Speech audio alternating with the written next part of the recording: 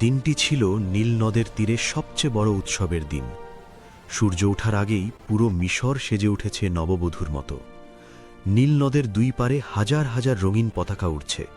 প্রতিটি বাড়িতে, প্রতিটি রাস্তায় ফুলের মালা ঝোলানো হয়েছে। বাতাস ভারী হয়ে উঠেছে সুগন্ধি ধূপ আর আতরের গন্ধে। কারণ আজ মিশরের অধিপতি, নিজেকে খোদা দাবিদার ফেরাউন, তার জীবনের সবচেয়ে বড় ইচ্ছা পূরণ করতে যাচ্ছে। আজ তার বিয়ে। ফেরাউন ঘোষণা দিয়েছে, আজকের এই দিনে মিশরের কেউ কাজ করবে না, কেউ উপোস থাকবে না। রাজভাণ্ডার খুলে দেওয়া হয়েছে, প্রজাদের মাঝে মুঠো মুঠো স্বর্ণমুদ্রা বিলানো হচ্ছে। কিন্তু এই উৎসবের মাঝেও, এই কোলাহলের আড়ালে বনি ইসরায়েলদের বস্তিতে ছিল এক গভীর নিস্তব্ধতা। সেখানে কোনো আনন্দ নেই, কোনো উৎসব নেই, আছে শুধু দীর্ঘশ্বাস আর চাপা কান্না। তারা জানে তাদেরই এক বোন, তাদেরই কওমের এক রত্ন আজ নিজেকে উৎসর্গ করতে যাচ্ছে এক জালেমের হাতে। বনি ইসরায়েল বস্তির এক কোণায় মুজাহিমের ছোট্ট ঘরটি আজ ঘিরে রেখেছে ফেরাউনের বিশেষ প্রহরীরা। ঘরের ভেতরে দাসীরা আসিয়াকে সাজাতে ব্যস্ত। তারা আসিয়ার জন্য রাজপ্রাসাদ থেকে নিয়ে এসেছে পৃথিবীর সবচেয়ে দামি রেশমি পোশাক, হীরামুক্তার গহনা এবং সুগন্ধি তেল। দাসীরা যখন আসিয়ার চুলে সুগন্ধি মাখাচ্ছে, তখন আসিয়া পাথরের মতো স্থির হয়ে বসে আছেন। তার চোখে কোনো পলক নেই, মুখে কোনো কথা নেই। আয়নায় তিনি নিজের প্রতিবিম্ব দেখছেন, কিন্তু তার মনে হচ্ছে তিনি কোনো জীবন্ত লাশ দেখছেন। তার মা পাশেই দাঁড়িয়ে অঝরে কাঁদছেন। মা এসে আসিয়ার কপালে চুমু খেলেন, কান্নাজড়িত কণ্ঠে বললেন, মারে, আজ তোকে রানীর মতো লাগছে, কিন্তু আমার বুক ফেটে যাচ্ছে। আমি তোকে ওই শয়তানের ঘরে পাঠাতে চাইনি। আল্লাহ কেন আমাদের এমন পরীক্ষায় ফেললেন? আসিয়া মায়ের হাত ধরে শান্ত কণ্ঠে বললেন, মা, তুমি কেঁদো না। আমি তো নিজের সুখের জন্য যাচ্ছি না, আমি যাচ্ছি আমার বাবার জীবন বাঁচাতে, আমার কওমের হাজার হাজার মাসুম শিশুকে বাঁচাতে। আল্লাহ যদি আমাকে এই ত্যাগের জন্য কবুল করে থাকেন, তবে আমি কেন কাঁদব? আমার দেহ হয়তো ফেরাউনের প্রাসাদে যাবে, কিন্তু আমার মন, আমার রুহ সবসময় আমার রবের কাছেই থাকবে। তোমরা শুধু দোয়া করো, আল্লাহ যেন আমার ইজ্জত রক্ষা করেন। বাইরে তখন হামানের রাজকীয় রথ এসে দাঁড়িয়েছে। শত শত বাদ্যযন্ত্র বাজছে। আসিয়াকে ঘর থেকে বের করার সময় হল। মুজাহিম দরজার সামনে দাঁড়িয়ে আছেন, তার পা চলছে না। তিনি মেয়েকে জড়িয়ে ধরে হাউমাউ করে কেঁদে উঠলেন। তিনি বললেন, মা, আসিয়া, আমাকে মাফ করে দিস। আমি বাবা হয়েও তোকে রক্ষা করতে পারলাম না। আমি তোকে বাঘের মুখে ঠেলে দিচ্ছি। আমি বড় অসহায়। আসিয়া বাবার চোখের পানি মুছে দিয়ে বললেন, বাবা, আপনি অসহায় নন, আমাদের সাথে আল্লাহ আছেন। হজরত ইউসুফ আলাইহিস সালাম কি মিশরের কারাগারে ছিলেন না? আল্লাহ তাকে রক্ষা করেননি? হজরত ইব্রাহিম আলাইহিস সালাম কি নমরুদের আগুনে ছিলেন না? আল্লাহ তাকে রক্ষা করেননি? সেই একই আল্লাহ আমাকেও ফেরাউনের হাত থেকে রক্ষা করবেন। আপনি চিন্তা করবেন না। আসিয়া ধীর পায়ে রথে উঠলেন। রথ চলতে শুরু করল। হাজার হাজার মানুষ রাস্তার দুই পাশে দাঁড়িয়ে তাকে দেখছে। তারা ভাবছে, আহা, কি ভাগ্য এই মেয়েটার, ফেরাউনের রানী হচ্ছে। কিন্তু তারা জানে না, এই মেয়েটি রাজপ্রাসাদে যাচ্ছে রানীর মুকুট পরতে নয়, বরং ঈমানের পরীক্ষা দিতে। সূর্য ডুবে গেল, রাত নামল। ফেরাউনের রাজপ্রাসাদের সবচেয়ে উঁচুতে নীল নদের দিকে মুখ করা একটি বিশেষ কামরাকে বাসর ঘর হিসেবে সাজানো হয়েছে। এই ঘরটি সাজানোর জন্য ফেরাউন গত 1 মাস ধরে হাজার হাজার কারিগর নিয়োগ করেছিল। ঘরের দেওয়ালগুলো খাঁটি সোনায় মোড়ানো, যাতে আলোর ছটায় চোখ ধাঁধিয়ে যায়। মেঝেতে বিছানো হয়েছে পারস্যের এমন গালিচা, যার উপর পা রাখলে মনে হয় মেঘের উপর হাঁটছি। ছাদ থেকে ঝুলছে হাজারো স্ফটিকের ঝাড়বাতি। ঘরের 4 কোণায় রাখা হয়েছে সুগন্ধি ধূপদানি, যার ধোঁয়ায় পুরো ঘর মৌছে। ঘরের ঠিক মাঝখানে রাখা হয়েছে বিশাল এক পালঙ্ক। সেই পালঙ্কটি হাতির দাঁত এবং সোনা দিয়ে তৈরি। তার উপর বিছানো হয়েছে রেশমি চাদর এবং হংসের পালকের বালিশ। চারপাশে ছড়িয়ে রাখা হয়েছে গোলাপ আর জুঁই ফুল। ফেরাউন চেয়েছিল আসিয়া যেন এই ঘরে পা দিলেই বুঝতে পারে যে সে কত বড় রাজার স্ত্রী হতে যাচ্ছে। দাসীরা আসিয়াকে সেই ঘরে নিয়ে এলো। তারা তাকে পালঙ্কের উপর বসিয়ে দিয়ে চলে গেল। যাবার সময় তারা ফিসফিস করে বলল, রানীমা, আপনি কত ভাগ্যবতী। স্বয়ং খোদা অর্থাৎ ফেরাউন আজ আপনার কাছে আসবেন। আসিয়া কোনো উত্তর দিলেন না। দাসীরা দরজা বন্ধ করে চলে গেল। বিশাল প্রাসাদের বিশাল কামরায় এখন আসিয়ার সম্পূর্ণ একা। বাইরের উৎসবের আওয়াজ এখানে খুব ক্ষীণ হয়ে আসছে। দরজা বন্ধ হওয়ার সাথে সাথে আসিয়ার ভেতরের বাঁধ ভেঙে গেল। তিনি পালঙ্ক থেকে নেমে পড়লেন। তার মনে হল এই সোনার ঘর তার জন্য জাহান্নামের আগুনের মতো। তিনি ছুটে গিয়ে জানালার কাছে দাঁড়ালেন। নিচে নীল নদ দেখা যাচ্ছে, চাঁদের আলোয় নদীটি চকচক করছে। আসিয়া আকাশের দিকে তাকিয়ে বললেন, হে আমার রব, এই বিশাল পৃথিবী তোমার সৃষ্টি। এই ফেরাউন, এই হামান, এই প্রাসাদ সব তোমার সৃষ্টি। তুমিই এদের মালিক। আজ আমি তোমার কাছে আশ্রয় চাইছি। আমি আমার শরীর, আমার পবিত্রতা এই নাপাক ফেরাউনের কাছে সঁপে দিতে চাই না। তুমি আমাকে রক্ষা করো। তিনি দেখলেন ঘরের এক কোণায় একটা পানির পাত্র রাখা আছে। তিনি সেখানে গেলেন। তিনি অজু করলেন। ঠান্ডা পানি যখন তার মুখে লাগল, তখন তার মনে হল আল্লাহ রহমত তাকে স্পর্শ করছে। তিনি অজু করে ঘরের এক কোণায়, যেখানে একটু অন্ধকার ছিল, সেখানে তার ওড়না বিছিয়ে জায়নামাজ তৈরি করলেন। তিনি নিয়ত বাঁধলেন। তিনি সালাতে দাঁড়িয়ে গেলেন। তার শরীর কাঁপছিল, কিন্তু তার হৃদয় ছিল পাহাড়ের মতো অটল। তিনি সেজদায় গিয়ে কাঁদতে লাগলেন। তিনি বললেন, ইয়া আল্লাহ, তুমি তো জানো আমি কেন এখানে এসেছি। আমি আমার কমকে বাঁচাতে এসেছি, কিন্তু মাবুদ, তুমি কি আমাকে এই কাফেরের হাতে লাঞ্ছিত হতে দেবে? তুমি কি তোমার বান্দর ইজ্জত রক্ষা করবে না? আমি তোমার কাছে ভিখারিনীর মতো হাত পাচ্ছি। আমার এবং এই জালিমের মাঝখানে তুমি পর্দা ফেলে দাও। এমন কোনো কুদরত দেখাও যেন সে আমাকে স্পর্শ না করতে পারে। আসিয়ার এই কান্না আর ফরিয়াদ সরাসরি আরশ মহল্লায় গিয়ে পৌঁছল। আল্লাহ তাআলা ফেরেশতাদের সাক্ষী রেখে বললেন, তোমরা দেখো, আমার বান্দি ফেরাউনের প্রাসাদে থেকেও আমাকে ভুলেনি। আজ আমি তাকে এমন নিরাপত্তা দেব যা পৃথিবীর ইতিহাসে কেউ কখনো দেখেনি। ফেরাউন তার খোদা দাবি করতে পারে, কিন্তু সে আমার বান্দর একটি চুলের ডগাও স্পর্শ করতে পারবে না। এদিকে রাজপ্রাসাদের আরেক প্রান্তে ফেরাউন তার নিজের খাস কামরায় প্রস্তুতি নিচ্ছে। দাসীরা তাকে সাজিয়ে দিচ্ছে। তার পরনে বিশ্বের সবচেয়ে দামি রেশমি পোশাক, গলায় হীরার মালা, হাতে আংটি। সে আয়নায় নিজের দিকে তাকিয়ে তৃপ্তির হাসি হাসল। সে ভাবল, আমিই তো খোদা। আজ আমি পৃথিবীর সবচেয়ে সুন্দরী নারীকে জয় করতে যাচ্ছি। হামান দরজায় এসে দাঁড়াল। সে কুর্নিশ করে বলল, জাহাপনা, খোদায় আজম, আজ আপনাকে পূর্ণিমার চাঁদের চেয়েও উজ্জ্বল লাগছে। বিবি আসিয়া আপনার জন্য অপেক্ষা করছেন। তিনি নিশ্চয়ই আপনার রূপ দেখে পাগল হয়ে যাবেন। ফেরাউন গর্বভরে বলল, হামান, আমি শুনেছি আসিয়ার রূপ নাকি জাদু করতে পারে। আজ আমি সেই জাদু দেখতে চাই। আমি তাকে এমন সুখ দেব যা সে স্বপ্নেও ভাবেনি। সে ভুলে যাবে তার বাবার কুড়ে ঘরের কথা। হামান বলল, অবশ্যই জাহাপনা, আপনি যা চাইবেন তাই হবে। যান, বাসর ঘর আপনার জন্য প্রস্তুত। ফেরাউন ধীর পায়ে বাসর ঘরের দিকে রওনা হল। তার প্রতি পদক্ষেপে যেন অহংকার ঠিকরে পড়ছিল। সে ভাবছিল আসিয়া তাকে দেখা মাত্রই তার পায়ে লুটিয়ে পড়বে। ফেরাউন বাসর ঘরের বিশাল কারুকাজ করা দরজার সামনে এসে দাঁড়াল। প্রহরীরা মাথা নিচু করে দরজা খুলে দিল। ফেরাউন ভেতরে প্রবেশ করল। ঘরের ভেতরের সুগন্ধি ফেরাউনের নাকে লাগল। সে দেখল হাজার হাজার বাতির আলোয় ঘরটি ঝলমল করছে, কিন্তু তার চোখ খুঁজছিল আসিয়াকে। সে পালঙ্কের দিকে তাকালো, কিন্তু পালঙ্ক খালি। সে এদিক ওদিক তাকালো। অবশেষে সে দেখল ঘরের এক কোণায় জানালার পাশে আসিয়া দাঁড়িয়ে আছেন অথবা বসে আছেন। আসিয়ার পরনে ছিল লাল বেনারসি শাড়ি বা রাজকীয় পোশাক, কিন্তু তার মাথায় ছিল ঘুমটা। তিনি ফেরাউনের দিকে তাকিয়েছিলেন না, তার দৃষ্টি ছিল মাটির দিকে। ফেরাউন মুগ্ধ হয়ে তাকিয়ে রইল। সে ভাবল, সত্যিই হামান ঠিক বলেছিল, এমন রূপ আমি আমার জীবনে দেখিনি। মনে হচ্ছে আসমান থেকে কোনো দেবী নেমে এসেছে। ফেরাউন ধীর পায়ে আসিয়ার দিকে এগিয়ে গেল। তার জুতোর খটখট শব্দে ঘরের নীরবতা ভাঙল। আসিয়ার বুক ধক করে উঠল, কিন্তু তিনি নড়লেন না।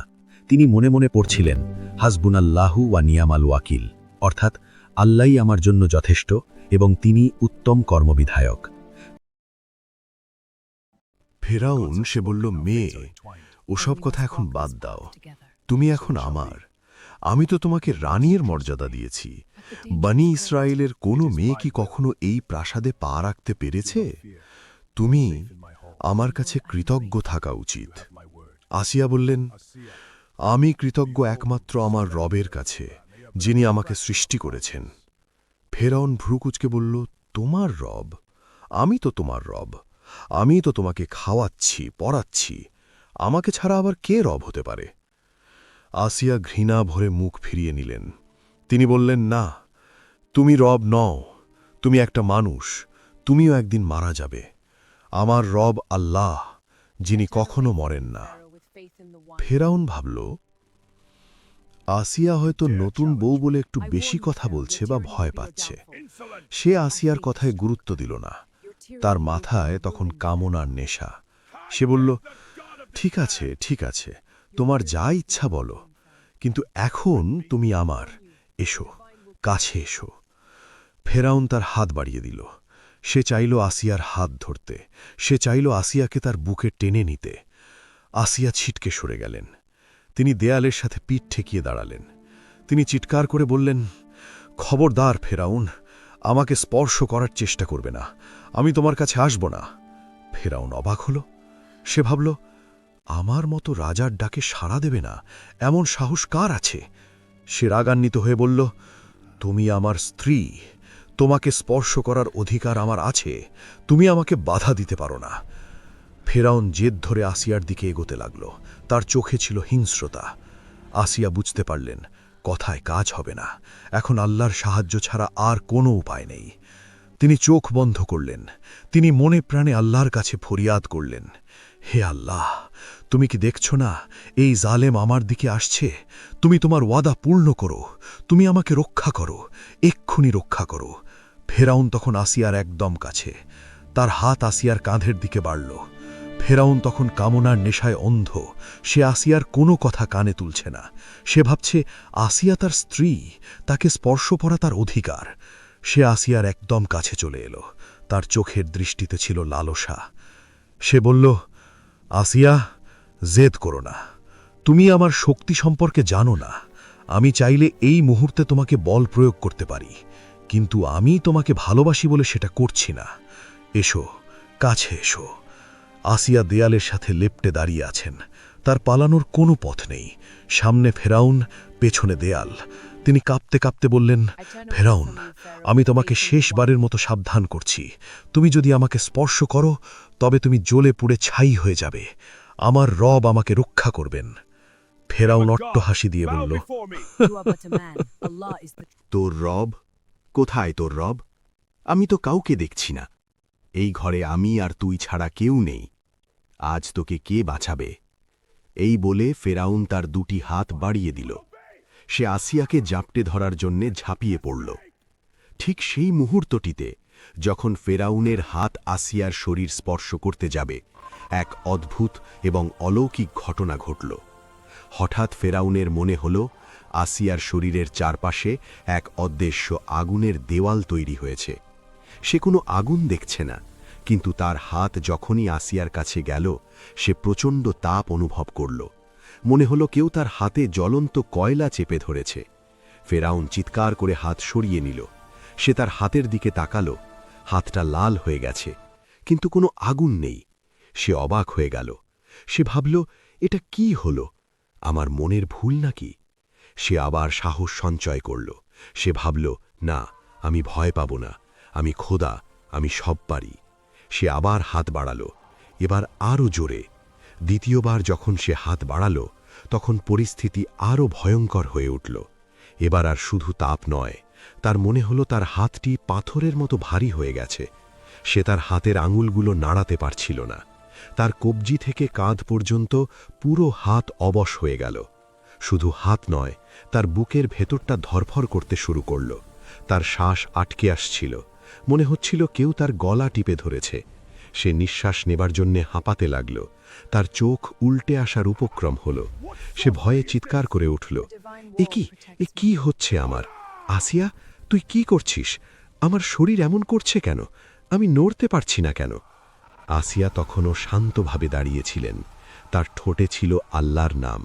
তিনি দেখলেন আল্লাহর ওয়াদা সত্য হয়েছে। ফেরাউন তার সামনে যন্ত্রণায় ছটফট করছে। আসিয়া বললেন, ফেরাউন, তোকে আমি আগেই বলেছিলাম, আমি আল্লাহর জিম্মায় আছি। আমার রব তোকে আমার কাছে ঘেঁষতে দেবেন না। তুই যদি আর এক পা এগোস, তবে তুই এখানেই মরে যাবি। তাফসীরের বর্ণনায় এসেছে, আল্লাহ তাআলা ফেরাউনের চোখে এক ধোঁকা তৈরি করে দিলেন। ফেরাউন যখনই আসিয়ার দিকে তাকাচ্ছিল, সে আসিয়ার জায়গায় এক ভয়ঙ্কর আকৃতির জিন বা শয়তান দেখতে পাচ্ছিল, অথবা আসিয়াকে আগুনের তৈরি মনে হচ্ছিল। ফেরাউন ভয়ে পিছিয়ে গেল। সে বিছানায় বসে পড়ল। তার শরীর ঘামে ভিজে গেছে। সে কাঁপতে কাঁপতে বলল, তুমি কে? তুমি কি মানুষ নাকি জিন, নাকি কোনো জাদুকর? আমার সাথে এমন কেন করছো? আসিয়া বললেন, আমি কোনো জিন নই, জাদুকরও নই। আমি একজন সাধারণ মানবী, কিন্তু আমার ঈমান আমাকে শক্তিশালী করেছে। তুই নিজেকে খোদা দাবি করিস, অথচ তুই নিজের হাত নাড়াতে পারছিস না। তুই কেমন খোদা? ফেরাউন লজ্জিত হল, তার অহংকারে আঘাত লাগল। সে বুঝতে পারল যে এই নারীর সাথে এমন এক শক্তি আছে যার সাথে সে পারবে না। সে ভয় পেল। সে ভাবল যদি সে জোর করে তবে হয়তো সে সত্যিই মারা যাবে। সে বলল, ঠিক আছে, ঠিক আছে, আমি তোমাকে স্পর্শ করব না। তুমি দূরে থাকো। আমার শরীর ঠিক করে দাও। আমি কথা দিচ্ছি, আমি তোমার কাছে আসব না। আসিয়া আল্লাহর কাছে দোয়া করলেন, হে আল্লাহ, ও পিছু হটেছে, ওকে স্বাভাবিক করে দাও, যাতে ও বুঝতে পারে ক্ষমতা তোমার হাতে। আল্লাহর হুকুমে ফেরাউনের হাত আবার স্বাভাবিক হল। তার শ্বাসকষ্ট কমে গেল, কিন্তু তার মনের ভয় গেল না। সে সেই রাত আর আসিয়ার দিকে তাকানোর সাহস পেল না। সে বিছানায় এক কোণায় কুকুরে শুয়ে রইল, আর আসিয়া সারা রাত জায়নামাজে দাঁড়িয়ে আল্লাহর শুকরিয়া আদায় করলেন। পরের দিন সকালে সূর্য উঠল, পুরো মিশর জেগে উঠল নতুন দিনের আলোয়। প্রাসাদের দাসদাসীরা কানাঘুষ করছে, কাল রাতে কি হলো? নতুন রানী কেমন আছে? ফেরাউন কি খুশি? ফেরাউন তার শয়নকক্ষ থেকে বেরিয়ে এলো। তার চেহারায় ক্লান্তির ছাপ, চোখে মুখে রাত জাগার ক্লান্তি, কিন্তু তার অহংকার তখনও কমেনি। সে সবার সামনে এমন ভাব করল যেন কিছুই হয়নি। সে মুচকি হেসে দাসীদের বলল, রানীর খেয়াল রেখো যেন তার কোনো অযত্ন না হয়। কিন্তু তার মনের ভেতর তখনও গত রাতের সেই ভয়ঙ্কর স্মৃতি ঘুরপাক খাচ্ছে। তার মনে হচ্ছে ওই নারী সাধারণ নয়। তার কাছে গেলে আমার দম বন্ধ হয়ে আসে কেন? সে কি আসলেই জাদুকর, নাকি তার খোদা সত্যিই শক্তিশালী? ফেরাউন তার দরবারে বসল না। সে সোজা হামানের খাস কামড়ায় গেল। হামান ফেরাউনকে দেখে খুশি হয়ে বলল, সুপ্রভাত জাহাপনা, আপনার রাত কেমন কাটল? নতুন রানী নিশ্চয়ই আপনার মন জয় করে নিয়েছে। সে হামানের দিকে তাকালো। সে চাইছিল সব খুলে বলতে, কিন্তু তার অহংকার তাকে বাধা দিল। সে ভাবল, আমি যদি হামানকে বলি যে আমি আমার স্ত্রীর কাছে যেতে পারিনি, আমার হাত অবশ হয়ে গিয়েছিল, তাহলে হামান আমাকে দুর্বল ভাববে, প্রজারা জানলে হাসাহাসি করবে। তাই সে মিথ্যা বলল। সে বলল, হামান, আসিয়া আসলেই অপরূপা। সে খুব লাজুক। সে আমাকে অনুরোধ করেছে তাকে কিছুদিন সময় দেওয়ার জন্যে। আমিও ভাবলাম জোর করা ঠিক হবে না, সে ধীরে ধীরে আমার হবে। হামান চতুর হাসি বলল, জাহাপনা, আপনি কত মহান, আপনার ধৈর্যের কোনো সীমা নেই। ঠিক আছে, তাকে সময় দিন। রাজপ্রাসাদের বিলাসিতা দেখলে সে এমনিতেই আপনার পায়ে এসে পড়বে। ফেরাউন মনে মনে বলল, হায় হামান, তুই জানিস না ও বিলাসিতায় ভোলার পাত্রী নয়। ওর কাছে এমন কিছু আছে যা আমার নেই। এরপর থেকে ফেরাউন আর আসিয়ার সম্পর্ক এক অদ্ভুত মোড় নিল। ফেরাউন আসিয়াকে রানীর সর্বোচ্চ মর্যাদা দিল। তাকে আলাদা মহল দেওয়া হলো, শত শত দাসী দেওয়া হলো। কিন্তু ফেরাউন আর কোনোদিন রাতে আসিয়ার ঘরে যাবার সাহস পেল না।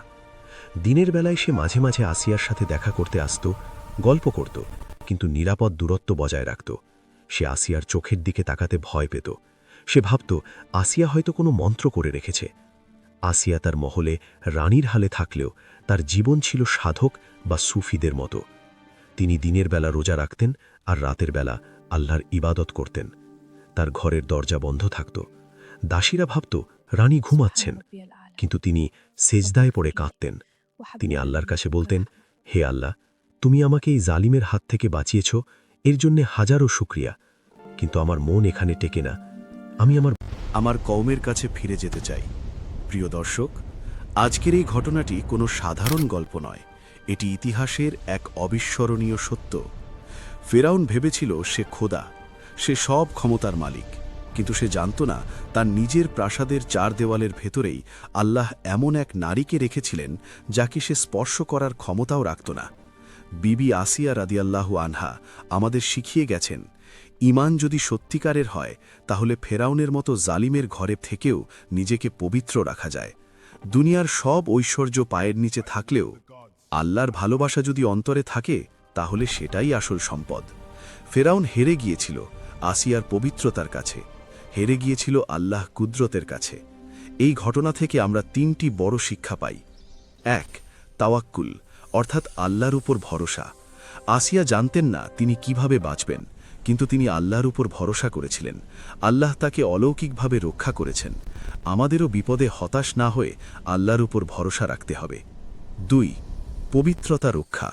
একজন নারীর জন্য তার ইজ্জত ও সম্ভ্রম রক্ষা করা কতটা জরুরি তা আসিয়া তার জীবন দিয়ে প্রমাণ করেছেন। তিনি রানীর আসন চেয়ে আল্লাহর কাছে পবিত্রতা চেয়েছিলেন। ৩. জালিমের পতন। ফেরাউন নিজেকে খোদা দাবি করেও তার স্ত্রীর মন জয় করতে পারেনি। ক্ষমতা দিয়ে মানুষের দেহ কেনা যায়, কিন্তু মন বা ঈমান কেনা যায় না। এই ভিডিওতে বর্ণিত ঘটনাগুলি কুরআন, তাফসীর এবং ঐতিহাসিক বর্ণনার আলোকে সাজানো হয়েছে। বিবি আসিয়া যে ফেরাউনের স্ত্রী ছিলেন এবং তিনি আল্লাহর কাছে জান্নাতে ঘর চেয়েছিলেন, তা সূরা আত-তাহরিম আয়াত 11তে স্পষ্টভাবে উল্লেখ আছে। আল্লাহ মুমিনদের জন্য ফেরাউনের স্ত্রীর দৃষ্টান্ত বর্ণনা করেছেন। যখন সে বলেছিল, হে আমার রব, আমার জন্য তোমার কাছে জান্নাতে একটি ঘর বানাও এবং আমাকে ফেরাউন ও তার দুষ্কর্ম থেকে মুক্তি দাও। ফেরাউন বাসর রাতে বা অন্য সময়ে আসিয়াকে স্পর্শ করতে পারত না বা তার হাত অবশ হয়ে যেত। এই ঘটনাটি তাফসিরে কুরতুবি, তাফসিরে মাজহারি এবং আল বিদায়া বা নিহায়া অর্থাৎ ইবনে কাসিরের গ্রন্থে ঐতিহাসিক বর্ণনা বা ইসরায়েলি রেওয়ায়েত হিসাবে উল্লেখ করা হয়েছে। হজরত ইবনে আব্বাস রাদিয়াল্লাহু আনহু থেকেও এমন বর্ণনা পাওয়া যায়। আজকের এই ভিডিওটি যদি আপনার কাছে ভালো লেগে থাকে তাহলে একটি লাইক দিন এবং শেয়ার করে সবাইকে এই সত্য ঘটনাটি জানার সুযোগ করে দিন। কমেন্টে লিখুন সুবহান আল্লাহ। আল্লাহ আমাদের সবাইকে বিবি আসিয়ার মতো অটুট ঈমান দান করুন। আমিন।